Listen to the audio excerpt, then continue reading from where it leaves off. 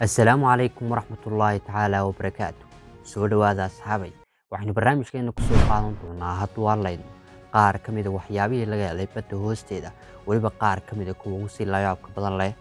Badda amba intay biyuhu dhulka ku jiraan ayaa ah 70%, halkaas yaada hoosteeda laga helayaana ay yihiin 5%. haddaba cilmiga ku hoos jira badaha waxaa aadamaha kale u soo gudbiyay koox la yiraahdo Marine Archaeology, kooxdaas oo ah kuwa ku takhasusay cilmiga badaha sida nolosha badda ku hoos jirta iyo waxyaabaha hoosteeda laga helo. haddaba daawada intaynaan guda galin barnaamijkeena, fadlan like saar muuqaalkan oo ka mid noqo asxaabta nagu xidhan. mahadsanid.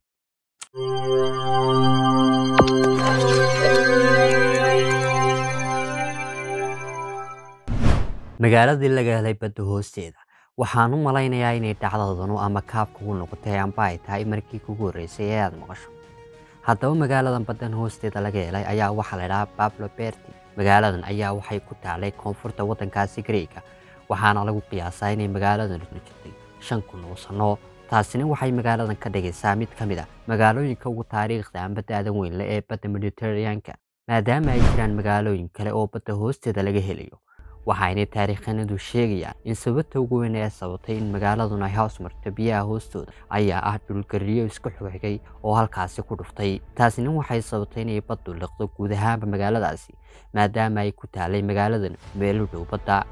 waxaana uu yidhi Nicholas Flaminin oo ka tirsan macadka ku yaala magaalada Southampton ee waddankaasi Ingiriiska inay badda hoosteeda ku arkeen dhismayaal qadiimi ah, waxaana magaaladuna ay tahay magaalada ugu weyn ee badda hoosteeda laga helay. sidoo kale 2011 ayaa ay BBC-du u dirtay koox cilmi baadhayaal ah si ay halkaasi uga soo ogaadaan xog kaloo dheeraada iyagoo adeegsanaya tiknoolajiyadan casriga ah.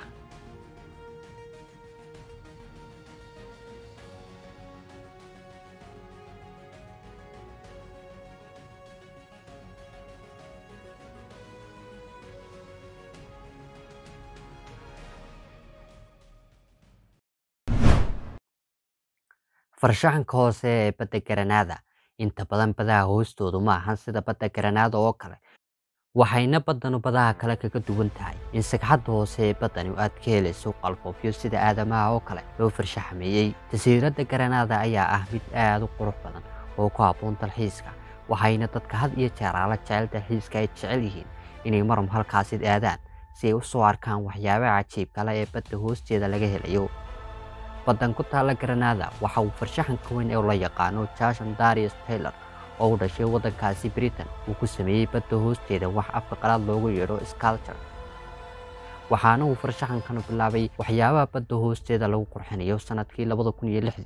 qalfoofyada uu ku sameeyey farshaxankani ayaa waxay miisaankoodu qaar gaarayaan 15 tan. haddaba waxyaabaha uu farshaxankani badda hoosteeda ku sameeyey waxay leeyihiin noocyo badan oo kala duwan.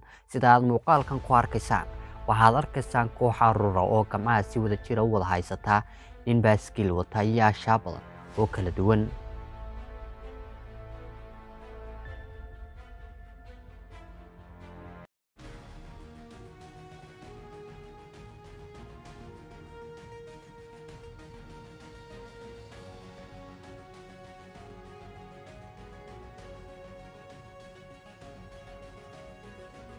dekadii amba magaaladii Port Royal. Port Royal waxay ahayd magaalo ku taala Jamaica oo ah waddan yar oo jasiirada oo ku yaala waqooyiga America. haddaba magaalada la odhan jiray Port Royal waxaa ku taalay dekadii ugu weyneed xagga jiritaanka, waxayna dekadani jirtay qarnigii 17aad. waxayna taariikhyahanada ku xeel dheer waxyaabaha qadiimiga ah waxay sheegayaan inay magaaladanu gebi ahaanba burburtay markii ay taariikhdu maraysay 7 Juun 1692 kadib markii ay ku habsatay ciqaab xagga Alle ka timid, waxaana ku dhuftay halkaasi dhulgariir aad u baaxad weyn leh, waxaana halkaasi ku naf waayay 2,000 oo qof. gebi ahaanba magaaladaasina waxay hoos martay badda hoosteeda. ilaa iyo haddana waxaa jasiiradaasi laga helayaa burburkii magaaladaasi, waxayna goobtaasi noqotay lama degaan.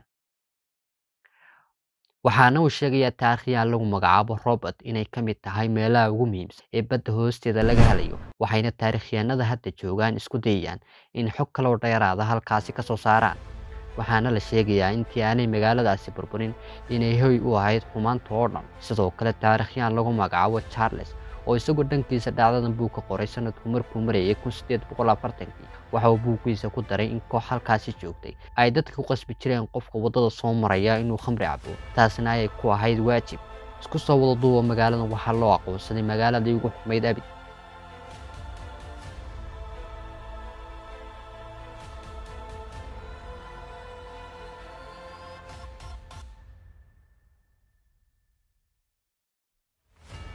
markabkii badda hoosteeda laga helay markabkan oo lagu magacaabi jiray RMS Republic oo la sameeyay 1903 waxaana markabkaasi sameeyay laba nin oo lagu magacaabi jiray Harlan iyo Wolf haddaba markii uu markabkaasi ku jiray safarkiisii waxaa ku dhacday masiibo taasoo ahayd in markabku uu jiinkiisa duqeeyo taariikhdu markii ay marisay 1909 taasina ay sababtay in markabku dego guud ahaanna ay baddu liqdo waxaana markabkaasi waday dahab badan iyo kaargo sidoo kale waxaan meesha ka marnayn in badda hoosteeda ilaa imika laga helayo burburkii markabkii weynaa ee Titanic markabkaas oo aan marnaba laga filin inuu quusi karo waxaana halkaasi ku baaba'ay wixii markabkaasi dul saarnaa oo dhan waxayna kooxda Marine Archaeology sheegayaan inay badda hoosteeda ku jiraan hubkii la isku adeegsan jiray dagaaladii dunida soo maray sida taangiyadii dagaalka ee la isku adeegsan jiray dagaalkii koowaad ee adduunka waxayna kooxdu intaas ku dartay ilaa imika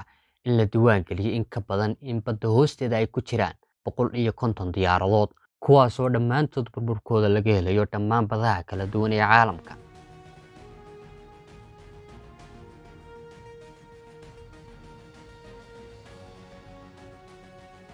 haddaba daawade midkee ayaa kaa yaabiyey fadlan noogu reeb qaybta hoose ee komitiga fikirkaagu wuxuu yahay